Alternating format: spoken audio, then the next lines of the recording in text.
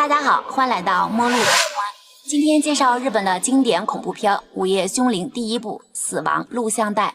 一天，智子邀请闺蜜雅美来家中做客，由于聊得太过尽兴，竟聊到了传说中的7天死亡录像带。智子表示，之前自己与3个好友出去游玩，就在几人看那个录像带时，突然电话响起，可是拿起电话却没有声音，和传说中的一样。今天正好是第7天，智子很是后怕。就在雅美去卫生间的时候，在厨房倒水的智子却被身后的不明物体给吓死了。由于诅咒录像带的大肆扩散，引起了记者浅川的职业本能，于是找到了听闻此事的部分高中生，大家对此众说纷纭。只要观看了那盘录像带，不光有莫名电话响起，还会被恐怖女人诅咒，7天后毫无征兆的突然死去。一对情侣就是看过录像带后无故死于车内的。浅川回去后马上查找资料，果然查到了年轻男女死于车内的新闻，随后便让助理冈崎查一下情侣所在的学校。而死去的智子正好是浅川的外甥女，他打算带着儿子杨一一起去参加智子的葬礼。来到姐姐家，经过简单的寒暄问候之后，两人就准备回家。这时助理打来电话，表示死去的情侣和智子是同一个学校的。刚出来，浅川就见到了智子的几个同学，便上前打探消息。原来智子和2个情侣是同时死去的，因为他们同时看过那盘诅咒录像带。刚看完，电话铃声就响了。智子死后，雅美也疯了，被送进了精神病院。第二天，浅川来到警局，了解到2个情侣死于密闭的车内，死前曾受到过度惊吓，心脏突然停止跳动而死。从警局出来，浅川则来到智子的房间查找线索。一个照相馆的收据刀引起了他的注意，接着就来到照相馆取走了照片。但是在合影照中，4人的表情却发生了不同程度的扭曲变形。根据照片上提供的信息，浅川开车来到伊豆，找到4人借宿的旅店，询问店员4人的情况。突然，浅川从满满的架子上看到一个没有封面的录像带，店员表示对这个录像带并没有印象，应该是客人丢下的。随后浅川就拿着这盘录像带来到房间看了起来，只是一些断断续续的场景，梳头的诡异女人，火山爆发的乱码文字，头被遮盖的怪人，有针刺的眼睛，深山老林里的一口井。看完后，浅川一头雾水，刚关闭电视，就从屏幕里看到身后有个白衣女子，扭头看去却什么都没有。就在这时，房间的电话突然响起，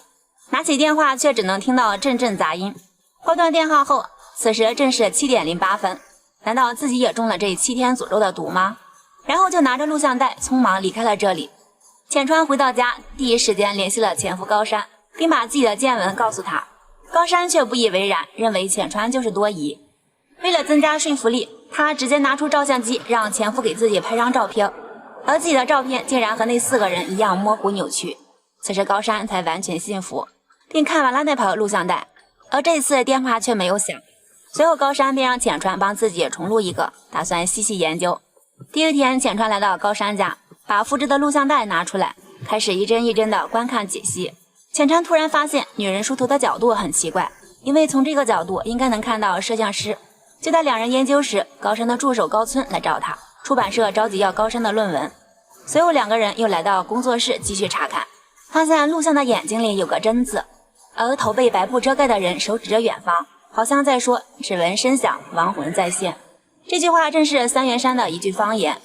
于是2人来到图书馆查阅三元山的相关资料。很久以前，那里曾发生过火山爆发，而拆墓地的女人可以预测火山爆发。高山还打听到，预测到火山爆发的人正是录像带里的梳头女人，名字叫山村自金子，40年前跳下三元山死了。2人便决定一起去拆墓地调查。晚上睡觉时，浅川突然听到儿子叫妈妈，坐起来只见一个人影蜷缩在那里，眼前突然闪现那个头被遮盖的男人，再看去又什么都没有。这时耳边传来电视的声音，原来是杨一在看那盘录像带。浅川急忙关掉电视，追问儿子录像带是从哪里来的，原来是智子让儿子看的。第二天2人就乘车来到了柴木地。山村家以前是当地的大户余家，智金子的表兄仍然健在，一家人靠旅馆为生，而此行的目的地就是那里。而智金子之所以自杀，是因为他预测火山爆发而名声大噪，他本身还有透视千里眼的特异功能。后来一位好事的一雄博士带着智金子来到东京做实验来证明特异功能的存在，后来一雄被革职就不知去向了。而智金子还有一个女儿叫贞子。2人到达旅店后，高山突然打开了身后的房门，而里面的镜子正是录像带里的同款。这时智金子的表哥也是旅店老板正盯着两人，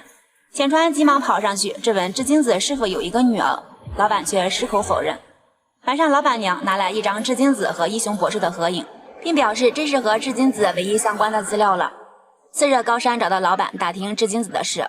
老板表示他很古怪，每天都望着大海发呆，渔民们都不喜欢他，对他们来说大海并不吉利，因为每年都会有同胞被通吃。高山接着说道，只闻声响，亡魂再现，就是只顾戏水，鬼怪就会出现的意思吧。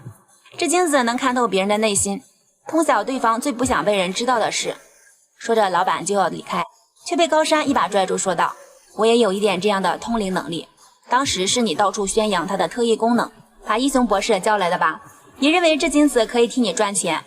高山依旧继续追问相关智金子女儿的事，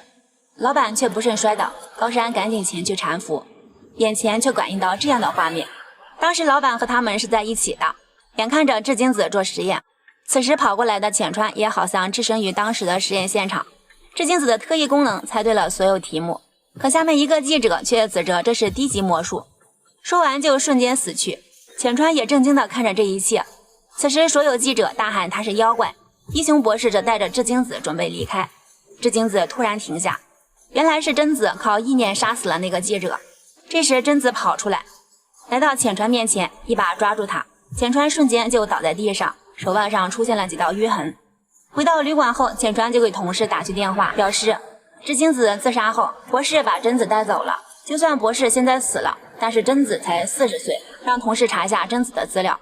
高山则表示也许贞子已经死了，他靠意志力都可以杀人，比他母亲的功力高出很多，这样推测那个诅咒录像带可能并不是这个世界上的东西，而是贞子的怨愤，我们都被诅咒了。由于出现台风，没有返航船只，高山则外出寻找返航船只，同事正好打来电话，表示根本查不到贞子的信息。想到儿子的时间也是越来越短，浅川很是伤心，看了看电话，突然想起自己看录像时只有那个旅馆的电话响了，而家里的电话却没有响，猜测贞子应该就在那个旅馆，便来到码头寻找高山，因为台风没有人愿意冒险。这时老板挺身而出，可以开船带他们离开这里。在船上两人继续讨论着贞子，贞子可能已死在那个旅馆，她也不是一雄博士的女儿，一雄博士是有妇之夫，因为跟智金子的关系造成了丑闻，所以被大学革职，而现在只要能找到贞子的尸体，才能破解诅咒，解救儿子杨一。浅川现在只剩下1天的时间了。紧接着两人就来到了伊豆的那家旅店，果然在这里发现了一口井。浅川摸了摸井盖，又有了感应，当时贞子就站在井边往下看时，却被一雄博士打晕，扔到了井里。那么这个井盖应该是一雄博士盖上的，以防贞子出来。最后两人用力推开了井盖，高山顺着绳子向井底爬去，只见四周血淋淋的指甲盖，两人轮换着向上提水。当浅川来到井底后，四处摸索贞子的尸骨，突然抓到了一把头发，接着就感觉一只手抓住了他，只见贞子的尸骨慢慢浮出水面，浅川缓缓地将尸骨搂在怀里。此时正好是7点10分，浅川的7天死亡诅咒破解，所有警察赶到，把尸体打捞出来。浅川不解地问高山，博士为什么要杀死贞子呢？高山答道，也许贞子不是博士的女儿，贞子的爸爸也许并不是人类。此时浅川手腕上的淤青也消失了。第二天高山在家中写论文的时候，电视突然打开，还自动播放着那个录像带，贞子正从井里向上爬，慢慢地向前走。高山既诧异又惊慌，忽然家里的电话响起，拿起电话后就看到贞子从电视里爬了出来。高山连连后退，这时贞子也慢慢地站起来向他走来，就在跌倒的瞬间，却看到了贞子恐怖的眼神，高山也被吓死了。得知高山惨死家中，浅川第一时间来到高山家，取走了翻录的录像带。回到家，浅川看了看杨一的照片，既然自己没死，肯定自己破解了贞子诅咒，那自己做了什么而高山没有做呢？突然电视上出现一个被白布遮盖的男人，用手指着他的包，急忙从包里拿出录像带和复制的那个做对比。他瞬间明白破解诅咒的秘诀是自己翻录以后给高山看了，为了救儿子杨一，他决定翻录录像带让父亲看，只要想保命就必须无止境地传下去。浅川期待满满地朝父亲家驶去。电影结束，7天死亡录像带的诅咒看似已经被浅川破解，那么他的儿子杨一真的能躲过一劫吗？下期的午夜凶铃2我们不见不散哦。